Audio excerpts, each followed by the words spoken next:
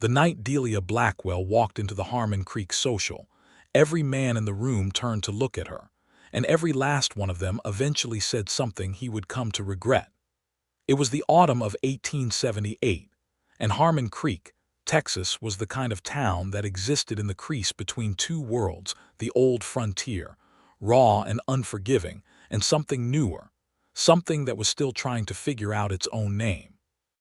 The railroad had come through 18 months prior, dragging with it a general store that sold actual glass bottles, a telegraph office staffed by a nervous young man named Percival who jumped at loud sounds, and a population boom that turned a dusty cattle crossing into something resembling civilization. The town had saloons and a church that shared a hymn book between them. It had a sheriff named Earl Danby, who kept the peace mostly by being too large for anyone to argue with. It had a schoolhouse, two seamstresses, a blacksmith named Hector who hummed Spanish songs while he worked, and it had the annual harvest social, which was held in the livery barn every October when the nights turned cool, and the smell of wood smoke drifted down from the hills like a gentle reminder that the world kept turning whether you wanted it to or not. Delia Blackwell arrived in Harmon Creek on a Wednesday, which nobody noticed, and attended the social the following Saturday, which everybody noticed. She came alone. That was the first thing people remarked upon. A woman arriving alone to a social in 1878 was not quite scandalous, but it was notable enough to cause a ripple of whispered conversation that moved through the lantern-lit barn like wind through tall grass. She was 26 years old, with dark hair the color of a creek bed at midnight, pinned up with a tortoiseshell comb that had seen better days but still held its dignity. She wore a dress the color of dark sage, not the fanciest dress in the room, not by a considerable measure, but it fit her like it had been sewn with full knowledge of her particular posture, the slight squareness of her shoulders, the way she held her chin just a touch higher than necessary when she was uncertain about something. She carried a small beaded purse that matched nothing, but suggested everything about a woman who had learned to make do. Her eyes were the remarkable thing. They were the color of light through amber glass, not quite brown, not quite gold, catching the lantern light in a way that made it difficult to look away once you had started. And beneath those eyes, beneath the composed expression she wore like a traveling cloak, there was something guarded, something that had learned, through long practice and harder lessons, not to show itself too readily. The music was already playing when she arrived. A fiddle, a harmonica, and an old upright piano that had survived a wagon journey from Missouri and still bore the emotional scars. The dancing floor was packed, with couples moving in the lively patterns of a square dance, their boots raising small clouds of dust from the hay-strewn planks. Along the walls, long tables held pies and preserves, and the kind of food that women spent 3 days preparing and men consumed in 45 minutes without ever once saying thank you. Delia took a cup of cider from the table near the entrance and stood at the edge of the dancing, watching. She was not there long before the first man approached. His name was Cecil Marsh, and he owned the feed store, and he was not an unkind man by the standard measurements of unkindness. He was 43, with a belly that suggested prosperity and a manner that suggested he considered his prosperity sufficient introduction. He introduced himself with a hand on the back of Delia's chair that she had not invited, and then, within 2 minutes of pleasant enough conversation about the quality of this year's harvest social compared to last year's, he said it. "I don't believe I've seen you in Harmon Creek before. Where did you come from, if you don't mind my asking? And what brought you here?" Delia answered both questions with the careful vagueness she had perfected over 2 years of moving between towns. She had come from up north, she said. She was looking for a new start, she said. The answers were true enough that they did not feel like lies, but they left out enough that they were not the truth either. Cecil Marsh nodded, seemed satisfied, and then, as though the question had been waiting patiently in line, asked what had made her leave. She smiled and made a polite excuse and moved to another part of the room. The second man was younger, a cowhand named Dupree who danced enthusiastically and asked questions with the same energy he applied to everything. He wanted to know if she'd been married before. The third was a banker's son from San Antonio who was visiting his uncle and wanted to know why such a handsome woman was traveling without family.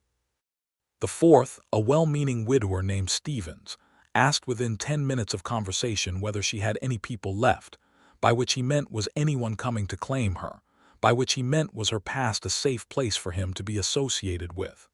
By the time the fourth man drifted away, Delia's cider had gone warm in her hand, and the careful composure she wore was beginning to cost her something. She was not ashamed of her history. She had done nothing to be ashamed of, not truly. But history in a new town was a door that, once opened, let in drafts that were very difficult to shut out again. She had learned this the hard way in Lomas County, and again in a town called Priest's Crossing that she preferred not to think about. Every time she had let someone in, they had held what they learned the way people hold a candle, turning it to see what it illuminated, rarely considering that the light could also burn. She was thinking about leaving, just quietly slipping out the side door and walking the half-mile back to the boarding house where she had a room above the kitchen, when she noticed the man sitting on an overturned barrel near the far wall. He was not dancing. He was not drinking either, or at least his cup sat on the barrel beside him with the clear lack of urgency of a man who had forgotten it was there. He was watching the dancing with an expression that was hard to read from across the room, not boredom, not longing exactly, something more like the quiet attention of a person who genuinely finds the world interesting without needing to be part of every piece of it. He wore a dark coat that was clean but not new, practical boots that had seen real work, and a hat that sat back on his head at an angle that was not studied, but simply where it had landed. He had dark hair that needed cutting and a jaw that was shadowed with a few days' growth of beard, and his hands, resting on his knees, were the hands of a man who worked outdoors, large and weathered and completely still. He was perhaps 30, or close enough to it that the difference did not matter. What made Delia look at him a second time was that, when the fiddle struck up a faster tune and the crowd reshuffled and laughed and turned, his gaze moved across the room with unhurried interest and landed, briefly, on her. He did not look away immediately and guiltily the way some men did when caught looking, nor did he hold the gaze in that challenging, appraising manner that made a woman feel like a horse being evaluated at market. He simply looked, and then, almost imperceptibly, his expression shifted into something that might have been the very early beginnings of a smile, though not directed at her precisely, more directed at the general good humor of the evening. And then he looked away again, back to the dancers, and seemed entirely at peace. Delia Blackwell had not intended to cross the room. She had intended to leave. But her feet, operating apparently on their own counsel, carried her not toward the side door, but in a loose, indirect arc along the wall that happened to bring her within a few feet of the barrel where the dark-haired man sat. She stood there, watching the dancers, pretending she had not navigated herself deliberately to this particular spot, and waited. He did not speak for a moment. The fiddle sang something spirited. Across the room, Cecil Marsh was asking another woman about her people. Then the man on the barrel said, without looking at her directly, "The fiddler keeps speeding up. He does it every time he thinks nobody's watching. I've been timing it." Delia looked at him. "Timing it? Started slow enough for a waltz. Now it's approaching something you'd play at a horse race. He'll have them all running in circles by 10 o'clock. He said it with a perfectly straight face and then finally turned to look at her, and up close his eyes were the steady, uncomplicated gray of an overcast sky, not cold, just honest. "I'm Ira Boone," he said.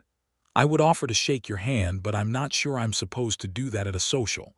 I can never remember all the rules." "Delia Blackwell," she said, and shook his hand anyway, because she had never particularly cared for rules that existed only to make people feel watched. His handshake was firm and brief, the handshake of a person who was not trying to prove anything with it. "You don't dance?" she asked, because it was the obvious question and it seemed safer than whatever else she might have said. "I dance badly," he said, with the equanimity of a man who had made peace with this fact long ago. "I have been told it resembles a man trying to kill a snake that may or may not be there. It causes concern. I've decided it's a kindness to the room to refrain." Delia laughed. It surprised her, not that she laughed, but that it came out without the usual half-second delay she developed for laughter in new places, that careful pause she used to check whether the laughter was safe. This one escaped without checking. She sat down on a nearby wooden chair and they watched the dancers together, and the fiddle did indeed speed up. And Ira Boone timed it with quiet satisfaction, and he talked, not about himself with the particular promotional manner of men who want to be impressive, and not about her, not with the probing curiosity she had learned to brace for. He talked about the evening. He described the dancing with a gentle, observational humor that was fond rather than mocking. He mentioned that the pie table was strategically endangered, because the man who ran the general store had been hovering near the apple preserves for 20 minutes with the focused intention of a hawk. He said that the harmonica player was very good and probably deserved better accompaniment than the piano was currently providing, but that the piano player knew it and was doing his sincere best. And through all of this, through 20 minutes and then 30 of conversation that moved from the social to the late October, whether to the question of whether Harmon Creek would get a proper library before it got a proper jail, Ira Boone did not ask where she had come from. He did not ask what had brought her here. He did not ask whether she had family, or what her past looked like, or whether she had been married, or why she was alone. He simply talked to her the way a person talks to another person they find interesting, in the present tense, in this room, on this particular evening. Delia noticed it the way you notice when a sound you've been dreading does not come. The absence of it was more remarkable than its presence would have been. She sat with it carefully, testing its edges, wondering if the questions would come once he felt more comfortable, once the conversation had gone on long enough to seem like an entitlement. But they did not come. Around 9 o'clock, the music slowed, and the square dancing gave way to something gentler, and Ira Boone stood up from his barrel and extended his hand with an expression of exaggerated, self-aware solemnity. "I feel I should warn you again," he said. "About the snake," she said. "About the snake," he confirmed. She stood up and took his hand. He danced badly. He had not been exaggerating. He moved with the careful, deliberate intention of a man who knew exactly where each of his feet was, and was not at all sure it was the right place. But he did not step on her feet, and he held her at a respectful and comfortable distance. And when he made an error, which happened with a regularity that suggested the music was organized differently inside his head than in everyone else's, he acknowledged it with a simple, unembarrassed look that said clearly, "Yes, I know," and pressed on. Delia found that she was laughing again, quietly, and that dancing badly with someone who found their own badness amusing was surprisingly more enjoyable than dancing well with someone who was performing for the room. They danced twice and then stood outside the barn for a while in the cool October air, where a handful of other people had gathered to breathe and cool down, and Ira Boone looked up at the sky, which was enormously clear and brilliant with stars the way a Texas sky in October could be, and said, without preamble or segue, "I've been thinking about buying a piece of land about 4 miles north of town. Creek runs through it. Pecan trees. It would need a lot of work." "What kind of work?" Delia asked because she was genuinely curious. "Fence work mostly. The previous owner let things get tangled." He paused. "Also, there's a barn that a large bird has apparently decided belongs to her. She may be difficult to negotiate with." "What kind of bird?" "Great horned owl, the size of a reasonable ambition." Delia pressed her lips together to keep from smiling too broadly. "Those are territorial. I've been informed. I'm choosing to view it as a test of character." He looked at the stars for another moment and then looked at her. "I work as a surveyor, for the county mostly, mapping land boundaries for the new homestead claims. It's a good kind of work. You're outside and you learn the shape of things. He said it without self-consciousness, just telling her, the way you tell someone about your life when you think they might find it genuinely interesting. She told him she was a seamstress, that she had brought her own sewing machine, a Wheeler and Wilson that had survived the journey from up north in a case she'd padded with every piece of spare fabric she owned. That she had already spoken to 2 women in town about alterations, and that she hoped there was enough work here to sustain her, because she had reached a point in her life where she needed something that felt like roots rather than wheels. She did not explain why. She offered it as a simple statement of a current condition, and he received it as such, nodding in a way that said he understood the feeling of wanting a place to stay without needing to know the full history of all the places she had left. When the social began to wind down, when the music softened to its final songs and families began gathering children, and the pie table reached its inevitable conclusion, Ira Boone walked with her back to the boarding house. Not because she needed an escort, which she did not, and not because it was expected, but because they had been talking, and it was a natural extension of the conversation to keep walking while it continued. At the gate of the boarding house he took off his hat, which was a courtesy she had not expected from a man who had been wearing it sideways all evening.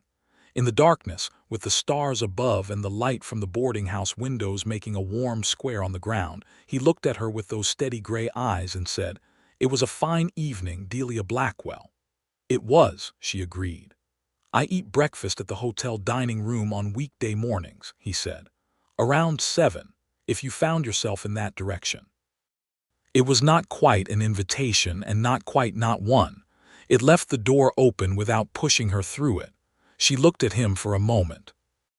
In 2 years of moving she had been careful. She had been so careful, because careless had cost her more than she wanted to calculate. But there was something about this man, something in the quality of his attention that was not possessive and not probing, that did not make her feel like a problem to be solved or a mystery to be cracked open and examined. He had talked to her for hours, and she still did not know his whole history, and he did not know hers, and somehow the evening had been one of the better ones she could remember in a long time.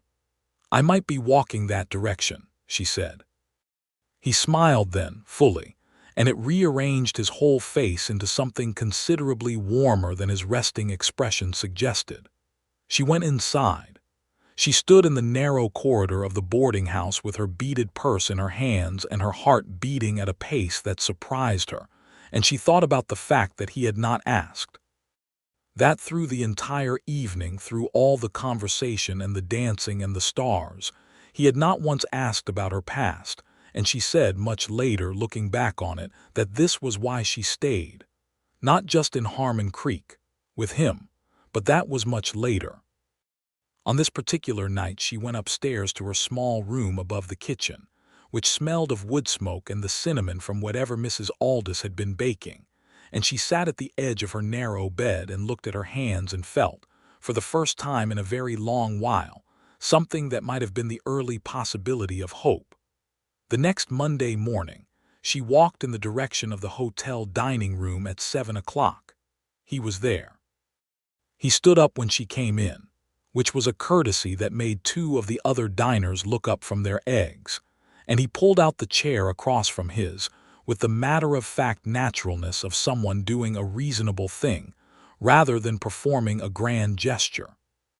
The coffee was good and the eggs were reliable, and they talked for an hour about the shape of the land north of town, which he was surveying that week, and about the peculiarities of the Wheeler and Wilson sewing machine, which she had assembled and tested on Sunday and found to be in need of a new needle tension spring.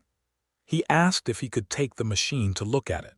She said she would look at it herself. He said he didn't doubt it. There was a pause, and then she said she might need a screwdriver with a narrower head than the one she had, and he said he had one, and brought it by the boarding house that evening. He did not come inside.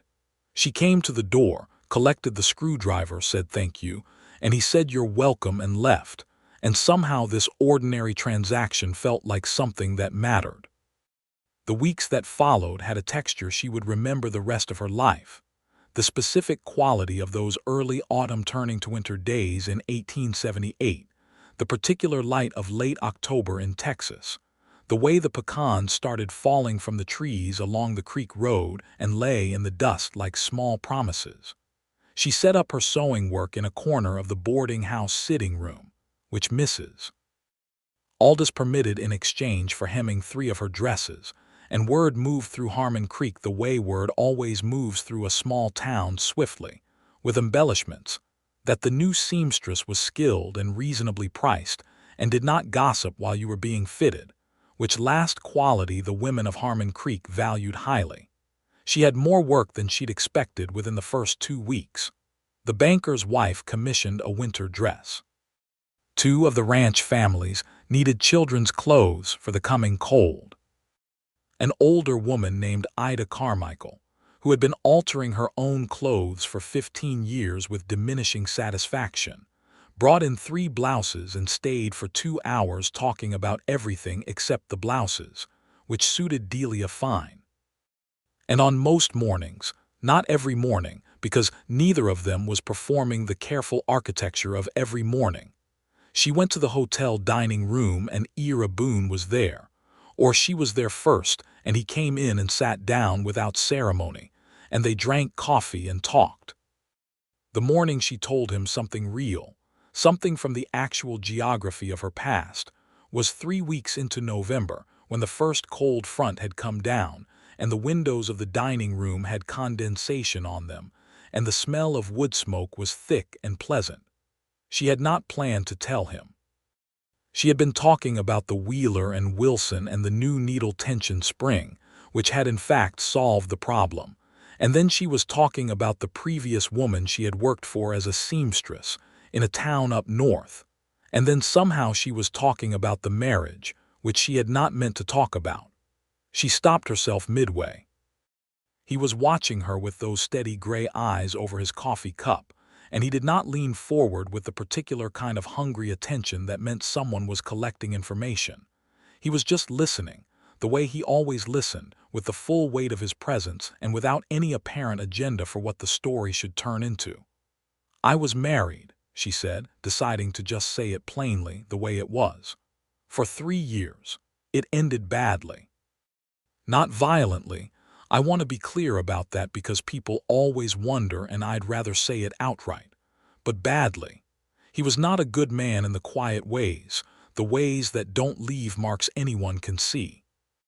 And when I left, people in that town decided that whatever had gone wrong must be partly my fault because it is easier to distribute the blame in a marriage than to look hard at one person." She wrapped both hands around her cup. "I moved twice after that. Each time, as soon as people knew, it colored everything. The way they looked at me, the questions they asked. What did you do? Why did you leave? Do you have papers? As though I needed to present a document proving I had a right to my own future." Ira Boone set his coffee cup down. He did not say "I'm sorry for your trouble" in the reflexive way that people say it when they want to have responded adequately without actually engaging. He was quiet for a moment, looking at the condensation on the window, and then he said, "That must have been exhausting, carrying all of that and then having to keep explaining it to people who hadn't earned the explanation." Delia stared at him. He said it so simply, not as a revelation, not as a carefully constructed piece of empathy designed to impress her, just as a statement of fact the way he stated most things. "Yes," she said, "that is exactly what it was." They sat with that for a moment. Then he said, "I won't ask you to explain anything you don't want to explain. I'll say that because I realize I should say it plainly, since I apparently have not said it and it might have been useful to say it earlier. I noticed," she said quietly, "at the social, you were the only man there who didn't."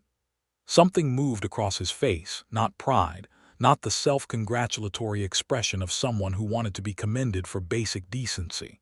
It was more like a slight surprise, as though it had simply not occurred to him that asking would have been appropriate. "I figured you'd tell me what you wanted me to know," he said. "People usually do, if you give them time and don't make them feel like they're being investigated." She looked at him for a long moment across the table in the warm, condensation-windowed dining room of the Harmon Creek Hotel, with the smell of coffee and wood smoke around them and the sound of the wind picking up outside, and she thought that she was not sure she had ever met anyone quite like him, and that this fact was both wonderful and slightly terrifying. "Tell me about your past," she said, because it seemed only fair. He told her. He had grown up in Missouri, the son of a man who ran a ferry across a broad river. He had 2 brothers, both still in Missouri, both married with children and farms, and the particular settled contentment of men who had found their place young. He had not found his place young. He had spent his 20s moving, not running, he said carefully, making the distinction she had not expected him to make, simply unable yet to know what he was looking for. He had worked cattle drives, worked a mine for 8 miserable months in Colorado, worked as a carpenter's assistant in New Mexico. He had been briefly engaged to a woman named Clara, who was a better person than the match had been, and they had both known it and ended things without bitterness, while there was still enough goodwill between them to do so cleanly. He had come to Harmon Creek 2 years ago when a surveying job brought him through, and something about the country, the particular quality of the hills, the pecan trees, the creek 4 miles north, had made him stay. He was 31 years old, and he had finally, he said, found a thing he was genuinely good at, which was understanding the shape of the land. He had a gift for it, the county surveyor said, a feeling for where the boundaries were. "That's a strange thing to be good at," Delia said. "Most useful things are strange," he said. December arrived, and with it a cold that settled over the Texas hill country with the particular determination of a season that means business. The streets of Harmon Creek hardened with frost by morning and softened by noon, and hardened again by nightfall, and people moved through them quickly with their collars up. The boarding house sitting room became Delia's primary sewing room as the days shortened, and she worked by the light of 2 good oil lamps that Mrs. Aldous had provided without being asked, which was a gesture of quiet kindness that Delia noted and appreciated. Ira had begun to stop by the boarding house in the evenings. Not every evening. He was not a man who confused presence with affection, who needed to fill every silence with his own company. But 3 or 4 evenings a week he would appear at the front door with his hat in his hand, and Mrs. Aldous, who had developed an opinion about the situation faster than either of its principals had, would show him to the sitting room with a transparency that was charming in its shamelessness.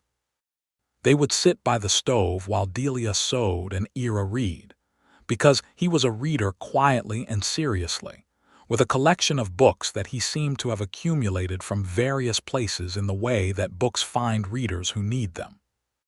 He read history and occasional novels, and one very technical book about land surveying that he had annotated in the margins with a level of engagement that Delia found deeply endearing when she looked over his shoulder one evening and saw it. They talked, and sometimes they didn't talk, and both were comfortable. This was the thing she kept noticing. That silence with him was not something that needed to be filled or explained or apologized for. It was just the natural resting state between 2 people who were easy in each other's presence. One evening in mid-December, Ira arrived with a small parcel wrapped in brown paper and set it on the table beside her sewing machine without ceremony. "What is this?" she asked. "Needle tension springs," he said. "3 of them. They had them at the general store in Fredericksburg when I was there last week for a survey. I thought you might want spares." He said it very casually, as though he had simply remembered a practical thing and acted on it, as though it was nothing more than that. He went to his chair and picked up his book and opened it. Delia looked at the parcel for a moment, then she looked at him. He was reading with the complete concentration of a man who has said his piece and does not need to watch it land. She picked up the parcel and held it in her hands and felt something warm and complicated move through her chest, something that recognized itself as more than gratitude and more than simple affection, something with more weight to it, more future in it.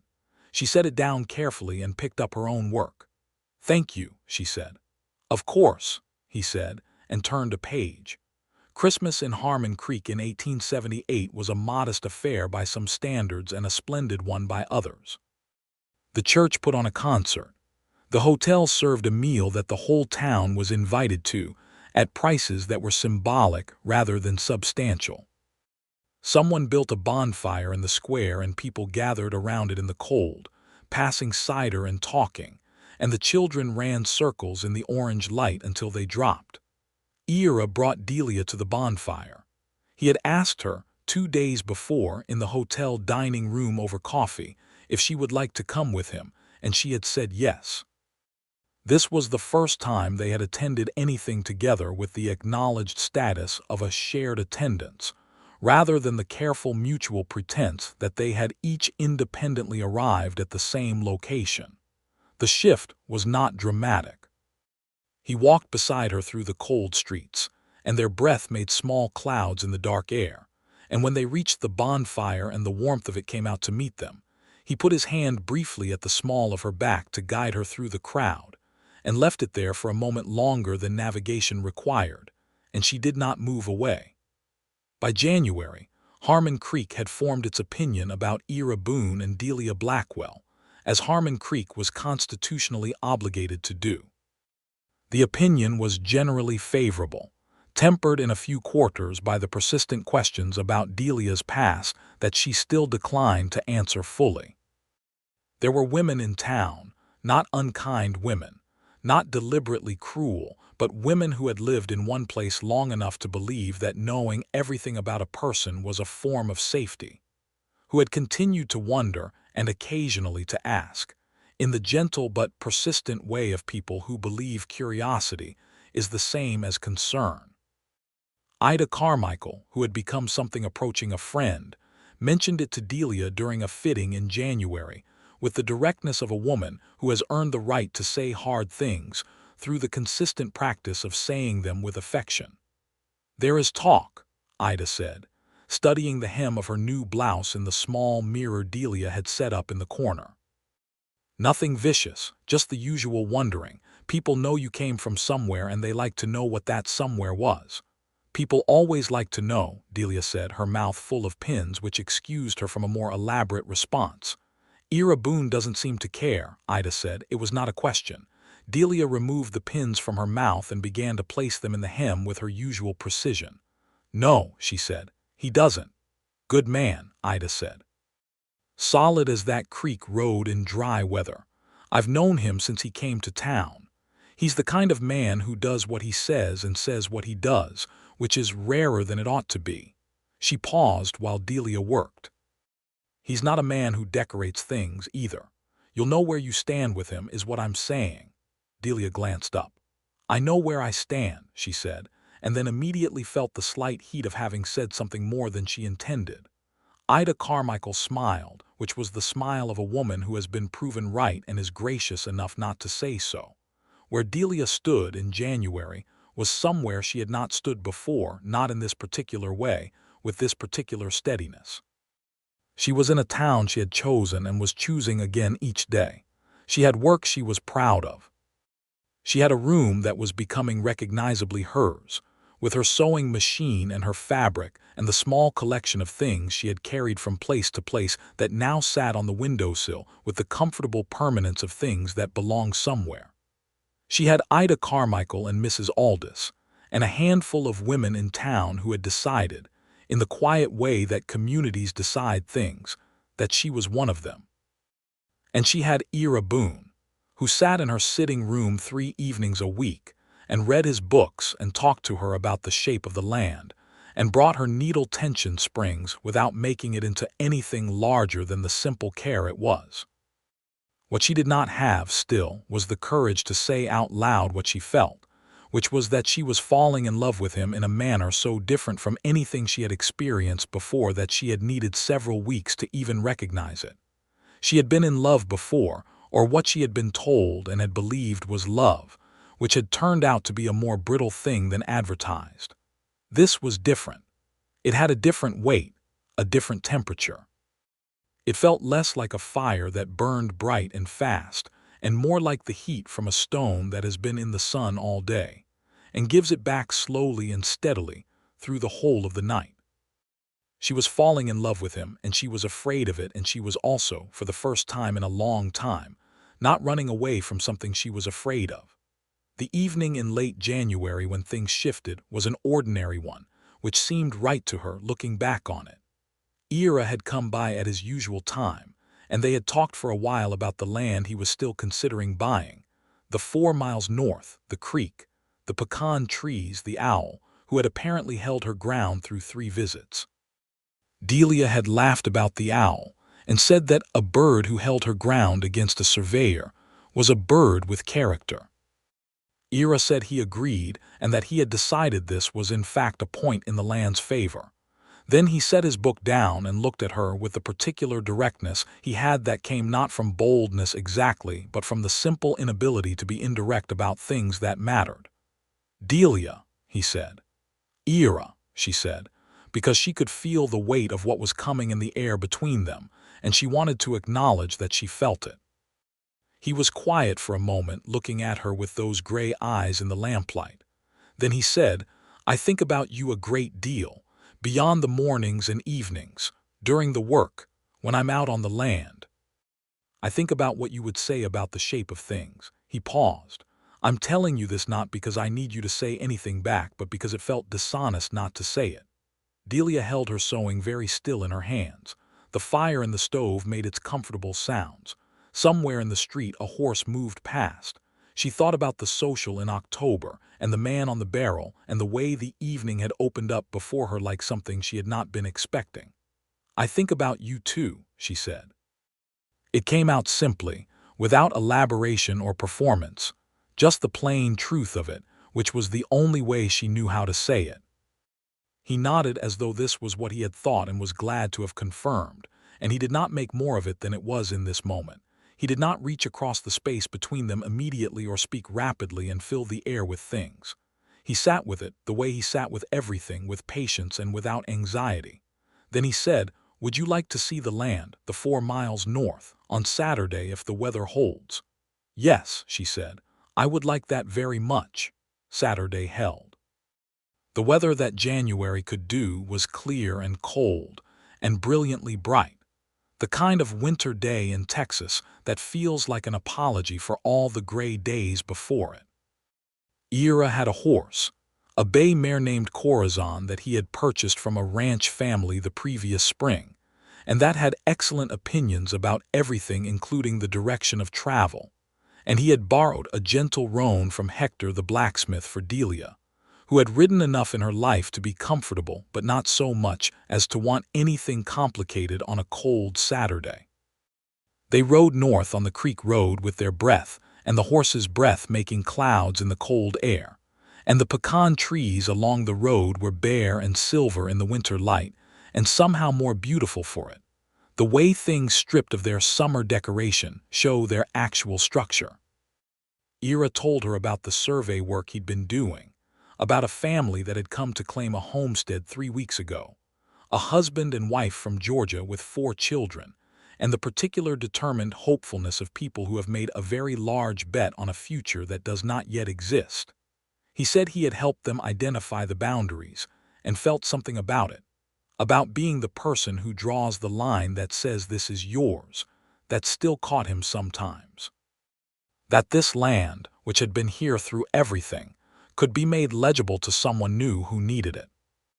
He also said, with his characteristic honesty, that he understood the other side of it too, that every homestead claim was land that someone else had used or needed, and that this was a complicated thing to hold.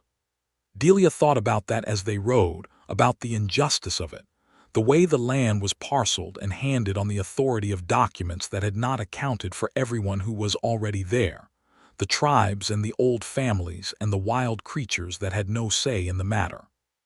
She said as much, and Ira listened, and they talked about it honestly, neither of them pretending the world was simpler than it was. The land he was considering came into view around a bend in the creek road, 4 acres of mixed pecan and live oak and open grass, with the creek running along the western edge, currently low and clear and sparkling in the January sun. There was a low fence in reasonable condition along the roadside, and a house, Not large, but solid, built of cedar and limestone in the way of the German settlers who had come through this part of Texas, a generation back, and built things to last. The house needed work. The porch had a board that had given up, and the windows needed new oiling cloth, and the door hung at a slight angle. But the bones of it, as Ira said, were good. The barn had the owl. She was enormous, exactly as advertised, a great horned owl sitting in the rafters with the composed authority of someone who has owned a property through several changes of deed and does not recognize any of them. She watched them enter with enormous golden eyes and did not move. "She hasn't moved an inch in 6 weeks, Ira said, looking up at her with what could only be described as respectful admiration. "I have taken this as a sign of commitment." "To what?" Delia asked. "To here," he said. "To this place. She's decided this is where she belongs, and she sees no reason to doubt that." Delia looked up at the owl, who looked back at her with absolute equanimity. Then she looked around the barn, at the light coming through the gaps in the roof boards in long parallel lines, at the smell of old wood and hay and cold, clean air. And then she looked at Ira Boone standing there with his hat in his hand and Corazon's reins in the other, watching her with a patience that cost him nothing because it was simply who he was. She walked to the house. He walked beside her.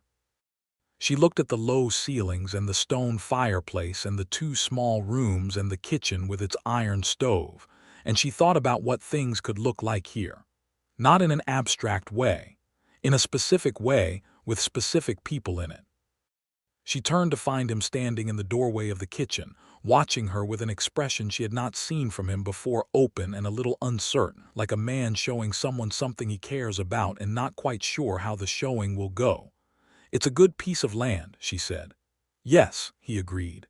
"The owl is a problem," she said. "The owl is a feature," he said. She smiled. He smiled back. And something settled between them in the cold kitchen of that limestone house, quiet and certain as a boundary being drawn on a map. He bought the land in February, when the winter rains came and turned the creek road to mud, and the pecan trees ran with water. The transaction was straightforward. The previous owner had moved to Galveston for reasons related to health and distance, and Ira signed the papers at the county office on a Tuesday morning, and then went to the boarding house to tell Delia, because telling her was the first thing he wanted to do. She was in the sitting room with a half-finished dress for the banker's wife spread across her lap, and when he came in and said he'd signed the papers, her face did something that made his chest hurt in the best possible way. It went from composed to genuinely, unguardedly glad, and she said, "Tell me everything."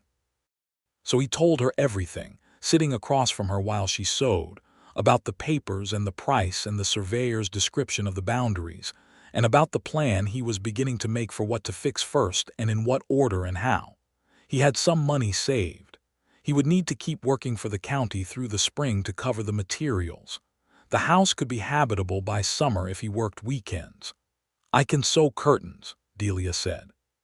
She said it quickly and then looked up as though surprised at herself. He looked at her steadily. "I was hoping you might," he said.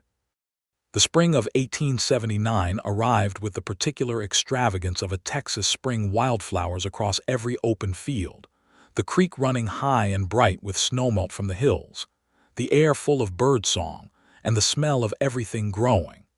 The pecan trees put out their new leaves in that specific delicate green that lasts only a few weeks and feels, every year, like something that should be paid attention to.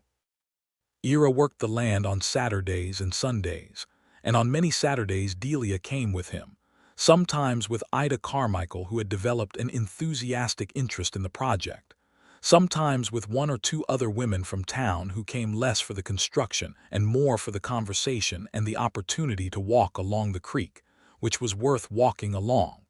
The house took shape slowly. The porch board was replaced.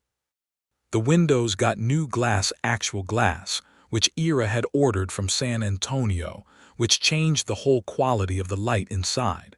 The door was rehung. The interior walls were whitewashed. The fireplace was cleaned and pointed with new mortar and proved, when tested, to draw beautifully. The owl remained in the barn throughout. She had, in the way of great horned owls who have decided something, simply incorporated the activity around her into her understanding of the place, the way a river incorporates a new stone going around it, including it, continuing. Delia made curtains for the kitchen windows from a blue-gray cotton that she had ordered from the same bolt she was using for the banker's wife's summer dress. She made them in the sitting room of the boarding house on a quiet April evening, and when she brought them to the house on a Saturday and hung them, the kitchen looked immediately and deeply inhabited in a way it had not before. She stood back and looked at them.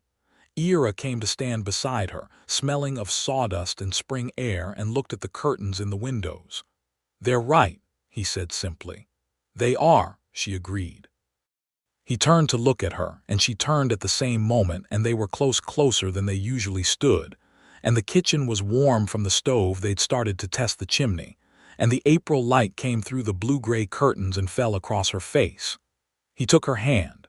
It was not the first time he had offered his hand crossing muddy patches of the creek road, had held it briefly when she'd slipped on the porch steps in February, but this was different. This was not practical. He held her hand in both of his and looked at her and said, "I would like to ask you something, and I want you to know that whatever you answer, it doesn't change how I feel or what I think of you." Her heart was doing something urgent. She said, "Ask." "I would like to court you properly," he said. "If you're willing. I know that's an old-fashioned way to say it, but I mean it old-fashioned. I want to come to you honestly in full daylight with my intentions clear." He paused. "My intention is that I hope you'll one day consider making this," he gestured, meaning the house, the land, the curtains, all of it, yours, alongside me. "I'm not asking that today. I'm asking if I can ask that." Eventually. Delia looked at him for a long moment, at this man who had found her at a social on an October night and talked to her about fiddle players and dancing and the stars, and had never, not once, made her feel like a file to be opened and examined, who had held space for her past without demanding to inhabit it, who had brought her needle tension springs and ridden with her to see a piece of land and showed her a barn with an owl as though showing her something sacred. "Yes," she said, "you may ask." Eventually. He smiled, and his hands tightened briefly around hers, and then he let go and went back to work, because that was who he was, a man who said the thing that needed saying, and then went back to work. She stood in the kitchen for a moment longer, looking at the curtains in the windows, and felt something settle in her that had not been settled in a very long time. The courting, as he had called it, old-fashioned and honest, was one of the finest periods of her life, and she knew it while it was happening, which was a rarer gift than people recognized. They attended church together on Sundays, not every Sunday, because neither of them was particularly fervent, but enough Sundays to make their association publicly established in the way that Sunday attendance accomplishes in a small town. They went to the spring dance at the livery barn, and Ira danced with the same devoted incompetence he had displayed at the harvest social, and Delia danced with him and laughed and didn't care that people were looking. They went to the 4th of July celebration and watched the fireworks from the roof of the general store, where the owner, a portly man named Garrett, had set up chairs for $1 each and provided lemonade, which was unreasonably sweet and therefore perfect. They talked about everything, about Missouri and Texas and the wide middle of the country that lay between them, about the books he was reading and the work she was doing, and the families in town and the weather and the wild things, the deer that came down to the creek at the edge of the property in the evenings, the red-tailed hawk that hunted the open grass, the owl, who had by summer produced 2 owlets that clung to the barn rafters and regarded the world with the same vast-eyed solemnity as their mother. Ira was absurdly pleased about the owlets. He named them, which Delia told him was going to end in heartbreak when they grew up and left. He said he knew, and named them anyway. He named them Ida and Garrett, which made Delia laugh so hard she had to sit down on an overturned bucket. The one evening in July when the past came back was unexpected and ultimately necessary. His name was Thomas Crail, and he arrived in Harmon Creek on a northbound stage with 3 other passengers and a small bag that suggested a man traveling quickly. He was 41, lean as a fence post, with the air of someone who has spent years being casually important in a small place. He had been Delia's husband's business partner. He had known Delia in Lomas County, and he recognized her on the main street of Harmon Creek on a Thursday afternoon in July when she was coming out of the general store with a spool of thread. "Well," he said. "Delia," she stopped. The July heat was absolute. She looked at him and felt the old tight contraction in her chest, the reflex of a creature encountering something it has learned to be cautious of, and then, with a deliberateness she would later be proud of, she let it pass through and out. "Thomas," she said, "I didn't know you traveled this far south." He fell into step beside her without invitation. He asked how she was. She said she was well. He mentioned her former husband, whose name was James, with a studied casualness that did not quite conceal whatever he was trying to accomplish by mentioning him. James was in Lomas County still, he said. James had remarried. James had some feelings, he implied, about the way things had ended. Delia stopped walking. They were in front of the telegraph office. Percival, the nervous young man, could be seen through the window pretending to work. "Thomas," she said carefully, "whatever James's feelings are, they are between James and himself, and they were decided by his own actions, not mine. I left Lomas County 2 years ago. I am settled here. I have a good life here. I would like, very much, for that information to travel back to Lomas County with you when you go." Thomas Crail looked at her for a moment with an expression that moved between several things: old condescension, old curiosity, and something newer that was almost, but not quite, respect. Then he tipped his hat and said he was catching the stage in the morning and wished her well. She watched him walk away, and her hands were shaking slightly, and she was angry not at Thomas Crail specifically, but at the broader machinery he represented, the way the past never quite stayed in the past but sent its representatives forward without warning. She went to find Ira. He was at the county office, where he kept a desk for paperwork on the surveying records. She came to the door and he looked up, and something in her face made him stand immediately. She told him about Thomas Crail. She told him about James. She told him more about Lomas County than she had told him before, not because she owed it to him or because the encounter had forced it, but because she realized, standing in the doorway of the county office with the July heat pressing through the walls, that she wanted to. That she trusted him with it. That the secret was heavy in a way that it would be lighter if shared, and that he was the person she wanted to share it with. He listened without interrupting, without the tightening around the jaw that meant a man was preparing to do something with what he was hearing, to insert himself into a situation he had not been asked to enter. He listened until she was finished, and then he said, "Thank you for telling me." "That's all," she said. "That's the most important thing," he said. "What else would you like me to say?" She thought about it. "I don't know," she said. "I'm still a little angry." "You have a right to be," he said. "Would it help to walk by the creek, or do you need to be somewhere?" She had no alterations due until Friday. "The creek," she said.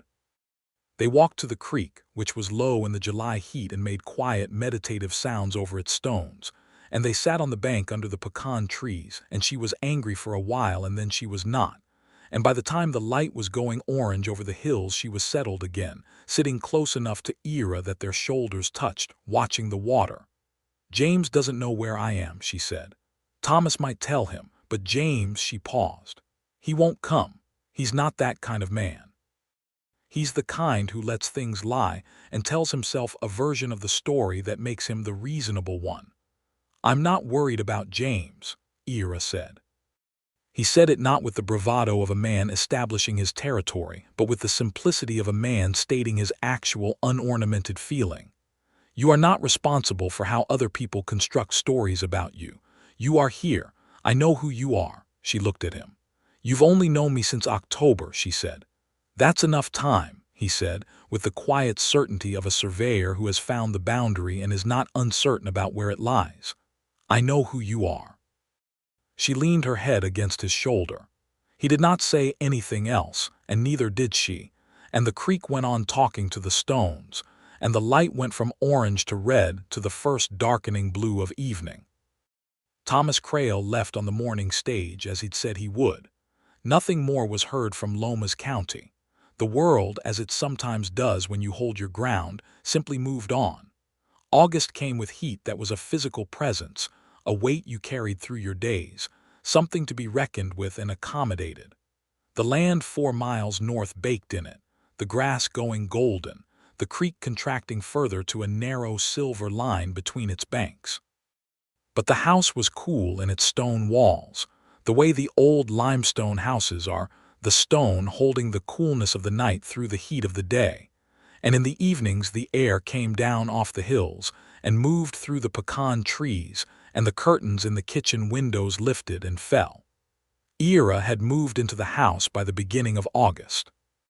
He had done most of the necessary work himself, finishing the last of the interior repairs in a long weekend in July.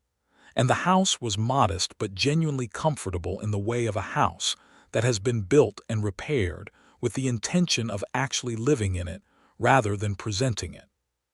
He had a bedroom and a kitchen, and a front room with a stone fireplace, and a table under the east window where the morning light came in, and he had, placed carefully on the kitchen windowsill on the morning he moved in, the needle tension springs in their brown paper package, which Delia had returned to him when she'd ordered her own supply, and which he kept as an ornament and a reminder of something he was not sure he could name precisely, but was not willing to put away.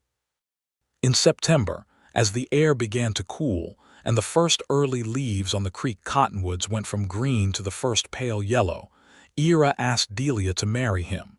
He did not do it with great ceremony or elaborate staging. He was not a man who thought that love was best expressed through performance. He did it in the kitchen of the house on the creek, on a Saturday afternoon after they had been working in the vegetable garden. He had started in August a small garden that had produced, against the summer heat and his own learning curve, an encouraging number of tomatoes and an unexpectedly enthusiastic crop of peppers. They had come inside, and she was making coffee on the iron stove, and the afternoon light was coming through the blue-gray curtains she had made, and the owlets had grown up and left the barn in July as she had predicted, and the mother owl remained in the rafters as she always had. He stood in the kitchen doorway and said, "I'd like to ask you what I said I'd ask eventually, if it's time." She turned from the stove and looked at him. "It's time," she said. He came across the kitchen and stood before her and took both her hands and said, without preamble, "Delia Blackwell, I love you.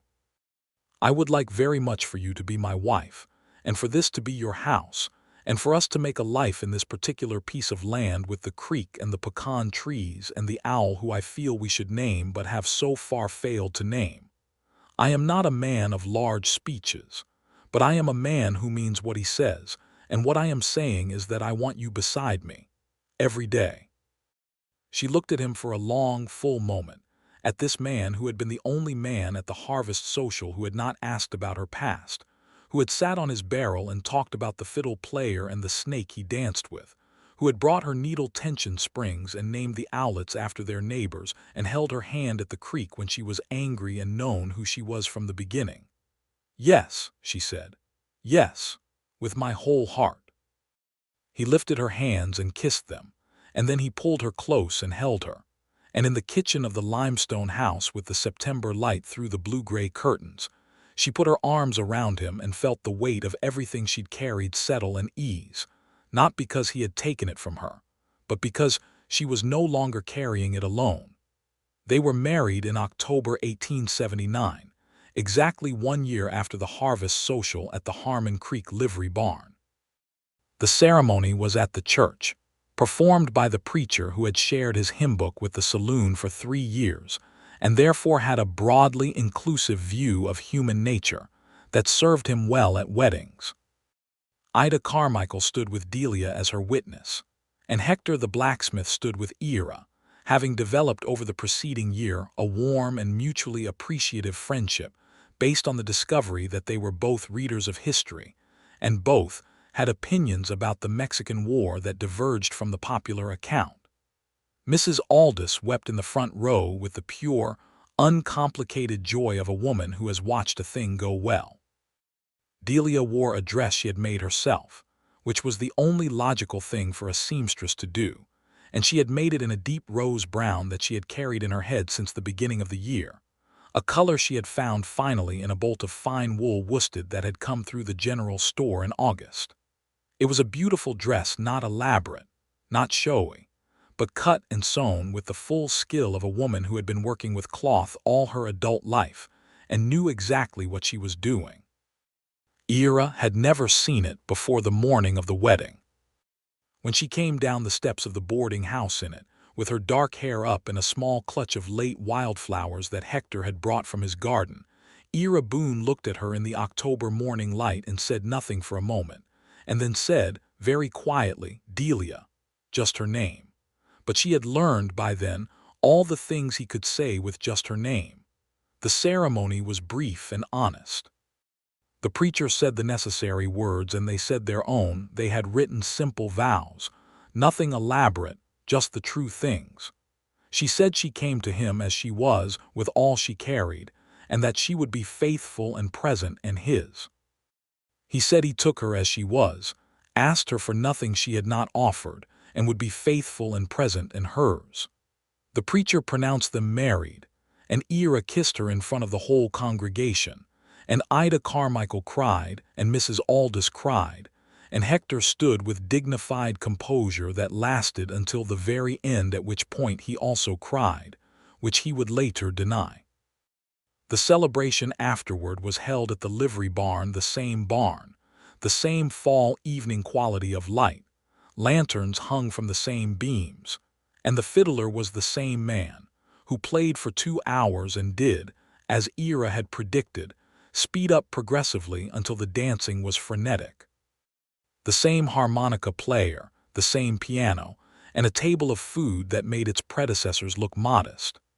Ira danced with Delia with the same devoted, snake-fighting style she had first encountered a year ago, and she danced with him and laughed, and the whole room seemed warmer for it, for the simple good warmth of 2 people who had found each other and meant it. They went home that night to the house on the creek road. The fire was ready. Hector had come out earlier in the afternoon and laid it, which was a gesture of friendship so quietly done that it undid both of them. The owl was in her place in the barn. The creek made its sounds in the dark. The pecans were falling again, as they had been falling when Delia first arrived in Harmon Creek a year ago, lying in the dust and the starlight like small, complete promises. Inside the house, in the kitchen with the blue-gray curtains, Delia stood by the stove and looked around at her home, a word she had not used without qualification in 2 years. And then she looked at her husband, who was stirring up the bedroom fire, and she thought about the night she had walked into the barn social and stood at the edge of everything uncertain, and about the man on the barrel who had talked about the fiddle player instead of her past. And she felt the full accumulated rightness of all the choices that had led from that moment to this one. Ira came back into the kitchen and found her standing there and came to her and put his arms around her from behind, his chin at her temple, and they stood like that for a while in the kitchen that was hers and his and both of theirs, listening to the creek and the fire and the Texas night. "We should name the owl," she said. He considered this seriously. "Margaret," he said. "Margaret," she repeated. "Yes, that suits her." It did suit her. Margaret the owl continued to inhabit the barn with the same territorial confidence she had shown since before either of them had anything to do with the land, and became, in time, a feature of the property that visitors asked about and neighborhood children came specifically to look at. She lived another 6 years in the barn rafters and was mourned when she finally, one spring morning, was simply no longer there. But that was later.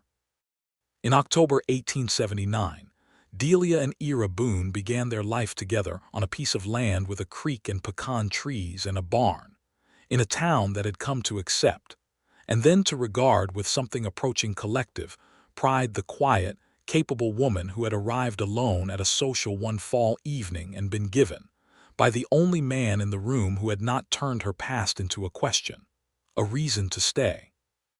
The first year of their marriage had the quality that first years of good marriages have: the newness of the daily, the ongoing discovery of small things.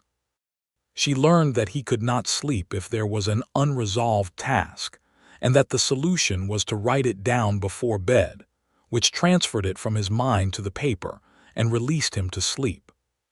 He learned that she needed an hour of quiet in the morning before conversation, and he made coffee and took it to the porch and drank his own outside in the morning air, and came back in when she was ready, which was a consideration so perfectly calibrated to her actual nature that she loved him for it with a specific and daily gratitude. She learned that he was generous to a fault with his time, and occasionally needed someone to tell him that he had already given enough to whatever project or neighbor required it. He learned that she had a stubbornness that looked like composure from the outside and could be addressed only through patience and the presentation of genuinely new information, not by any form of insistence. By spring of 1880, Delia had enough sewing work to necessitate a proper workshop, rather than the sitting room corner she had been using.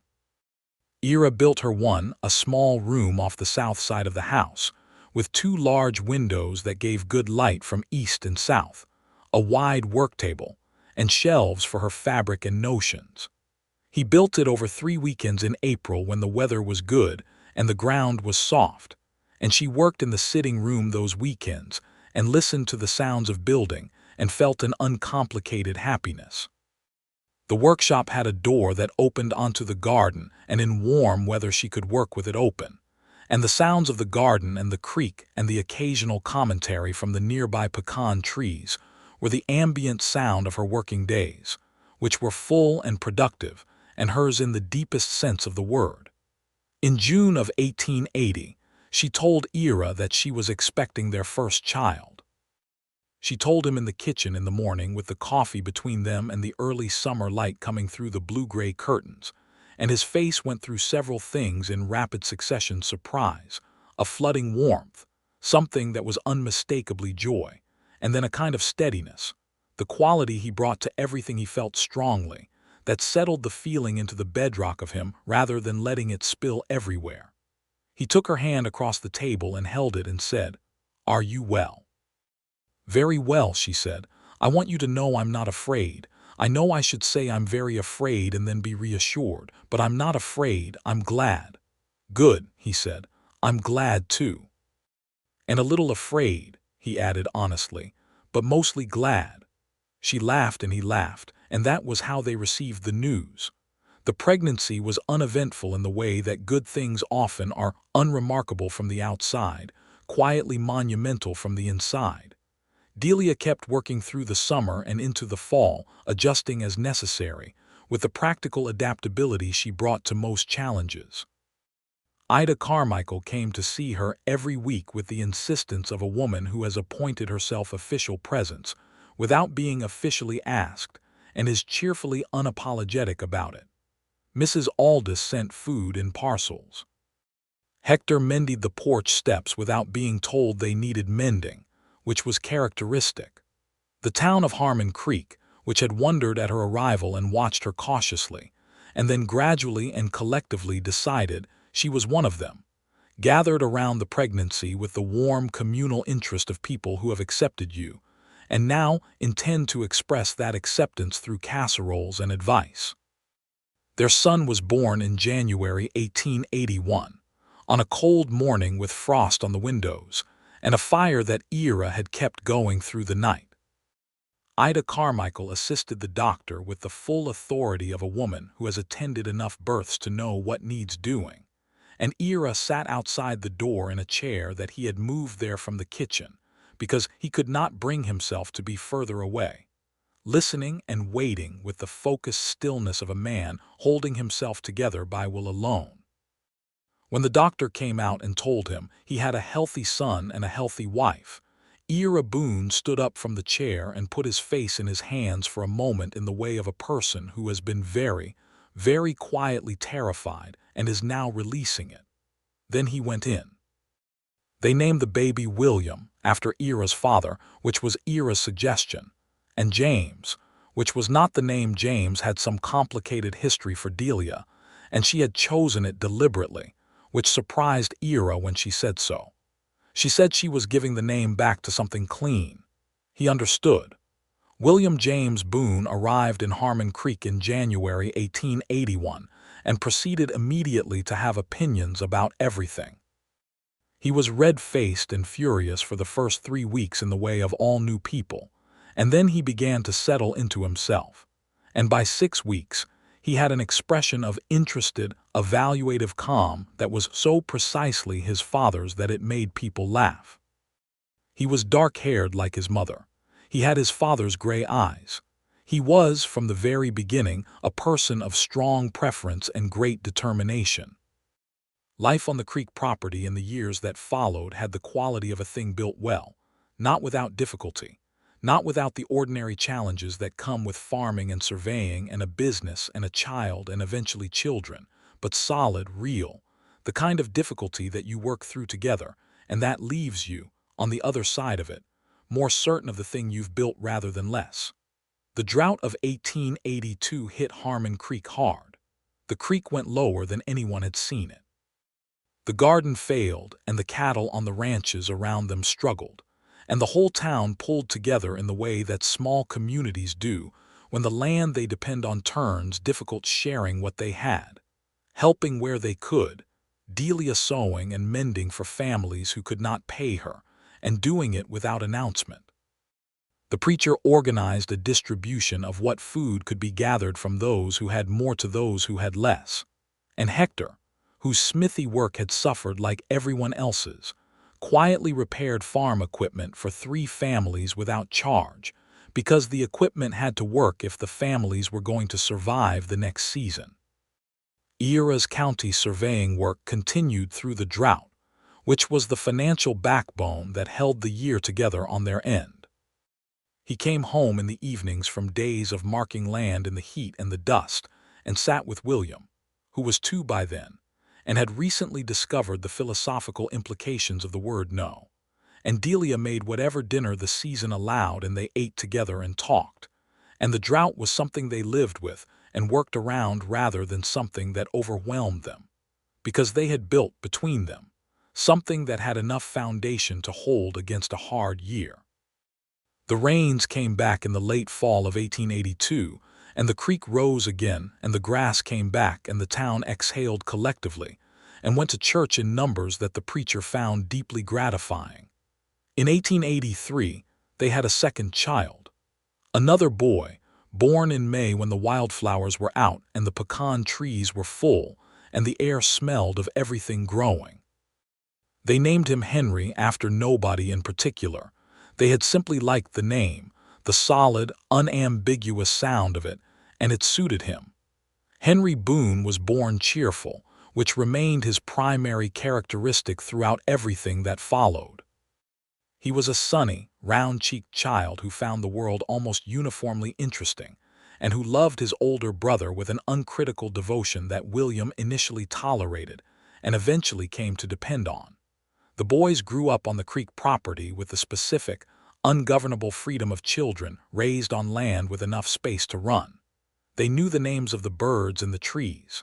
They knew where the deer came down to drink.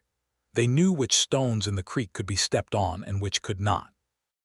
They knew their mother's workshop was where she was most fully herself, not absent, but concentrated, the way the best light concentrates through a clean pane of glass, and that you could go to the door and talk to her through it, but you did not go in without asking.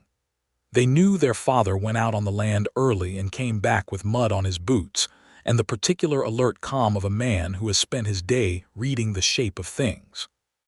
They knew that their parents sat on the porch in the evenings when the work was done, sometimes talking and sometimes not, and that this sitting together on the porch was a form of language they could understand without being fluent in it.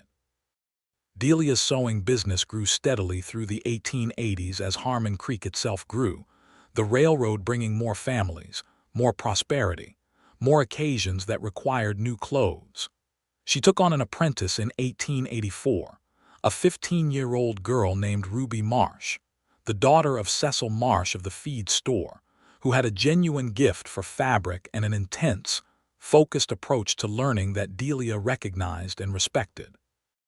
She taught Ruby with the same direct, honest method she applied to everything, and by the time Ruby was 17, she was doing fine work on her own, which freed Delia to take on commissions for more complex pieces, formal dresses, things that required pattern making and the full architecture of her skill.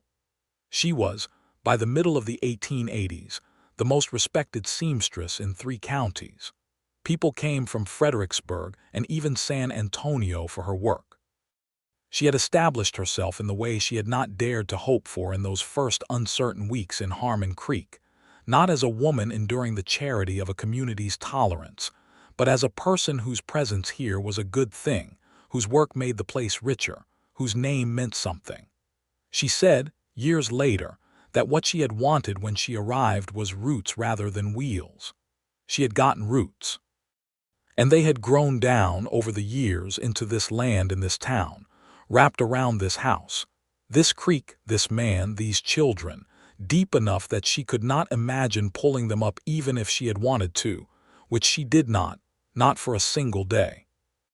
In 1884, Ira was offered the position of county surveyor, not the junior surveyor he had been working under, but the head of the county office, with an office of his own in the county building, and a salary that represented a significant improvement on the day work he'd been doing. He came home with the offer and they sat at the kitchen table and talked about it for 2 hours, because that was how they made decisions, not one person deciding and presenting the other with the result, but both of them at the table with the question between them, turning it in the light. He took the position, and it suited him entirely, and the county got a surveyor who understood the shape of things with a thoroughness that served the growing community well. In September 1885, a second drought year threatened, and then did not materialize. The rains came in August at the last possible moment, which was the kind of gift you accepted without questioning its timing. The town threw an impromptu celebration in the square, and someone brought out a fiddle, and the dancing started up in the street with no barn required, and Delia Boone danced with her husband in the September evening under the stars, and he danced just as badly as he always had, and she laughed just as easily, and Ida Carmichael watched from the boardwalk with her usual expression of vindicated satisfaction. Ida had married, the year before, a quiet retired schoolteacher named Norbert who had moved to Harmon Creek from Kentucky, and who had an extremely dry wit and a passion for chess that he had found exactly one other person in town willing to accommodate Ira Boone, who had been teaching himself chess from a book and had been desperate for an actual opponent. The 4 of them, Delia and Ira, Ida and Norbert, had become the kind of friendship that sustains you through everything, the dinners and the evenings on porches, and the conversations that go on longer than planned and leave you feeling, when they finally end, that you have used the time well. By 1887, William was 6 and Henry was 4, and the house on the creek had been extended, a room added to the east side for the boys, with 2 narrow beds and a window that looked toward the creek, and a second proper bedroom for Delia and Ira, where the original single bedroom had been converted to a combined workroom and storage. The property had grown too, not in acreage, which stayed at 4, but in what was on it, a proper vegetable garden that now produced through most of the year.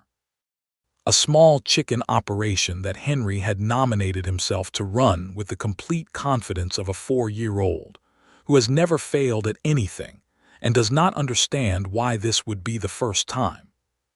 3 beehives that Ira had installed under the pecan trees and tended with careful, well-informed attention, the honey from which became another small thing the household made and the neighborhood came to anticipate. The workshop off the south side of the house remained Delia's, unchanged except for better shelving and a third window she had requested, and Ira had installed without discussion. Because if she said she needed another window, then she needed another window, and that was the end of it.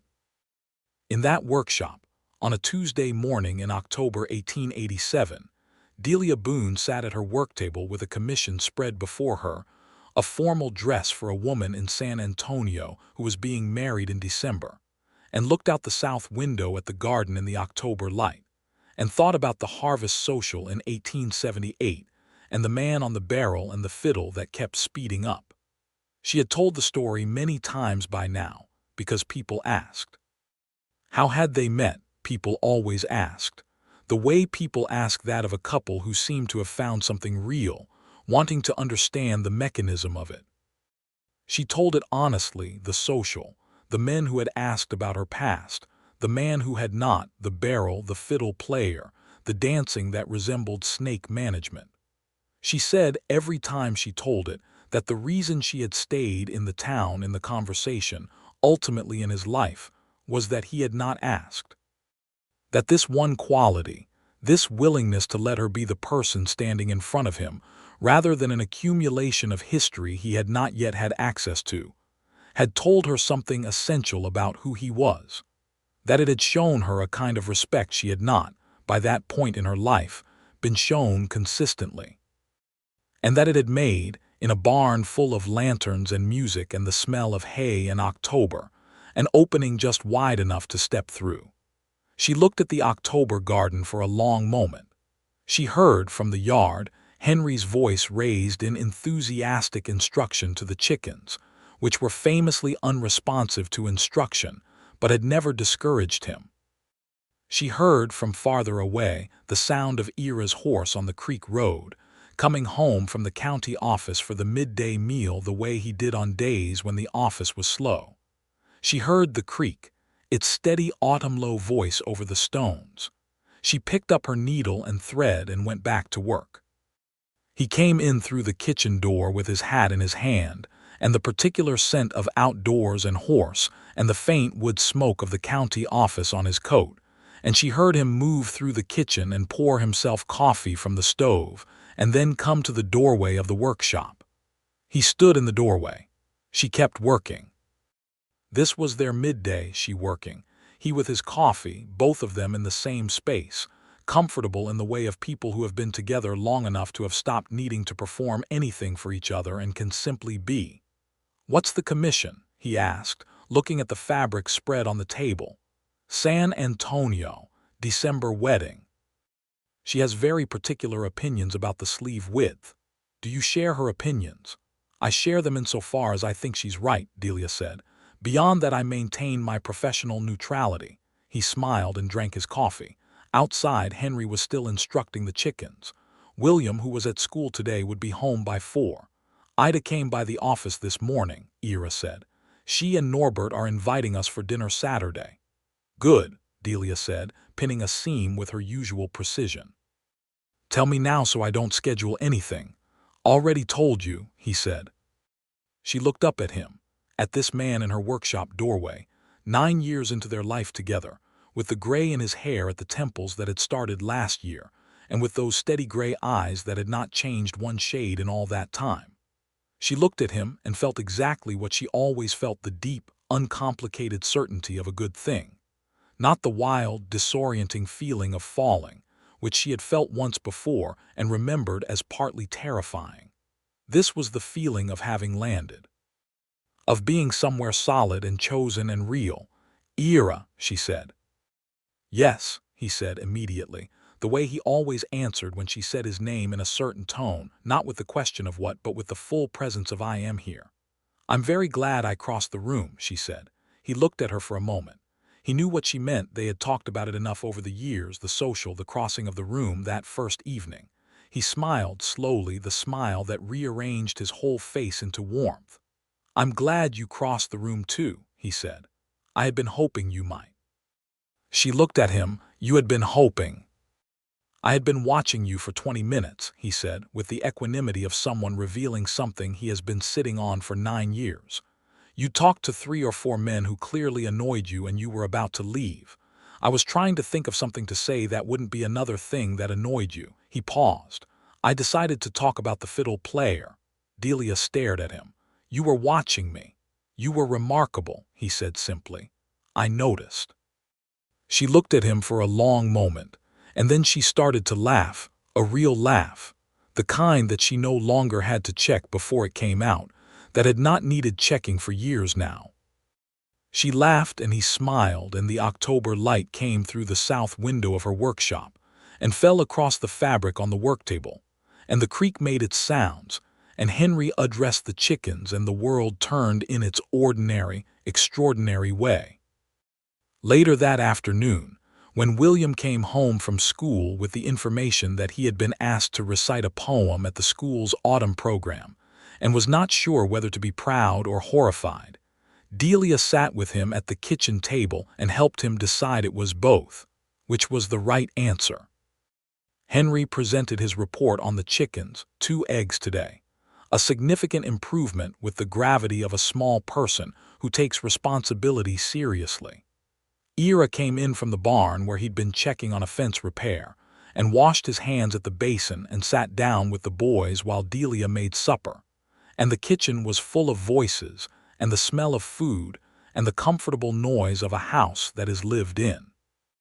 They ate together as they always did, all 4 of them at the table where the morning light came in, the east window table that had been the first thing she had liked about the kitchen when Ira had shown her the house in January 1879. William talked about the poem. Henry talked about the chickens. Ira asked questions with genuine interest, because whatever interested his children interested him, which was a quality she had admired in him from before she had consciously begun admiring specific qualities. She watched them, her husband, her sons, her kitchen with the blue-gray curtains that were on their second set now, the originals having given up after 4 years of good service, and felt the full, settled weight of a life that had become entirely hers. She thought sometimes about the woman she had been when she arrived in Harmon Creek, the careful composure, the guarded eyes, the habit of moving toward the door. She thought about that woman with affection and without pity, because that woman had done everything right. She had kept herself whole through difficult years. She had carried herself from one town to the next with her sewing machine and her dignity and her refusal to apologize for having survived something that was not her fault.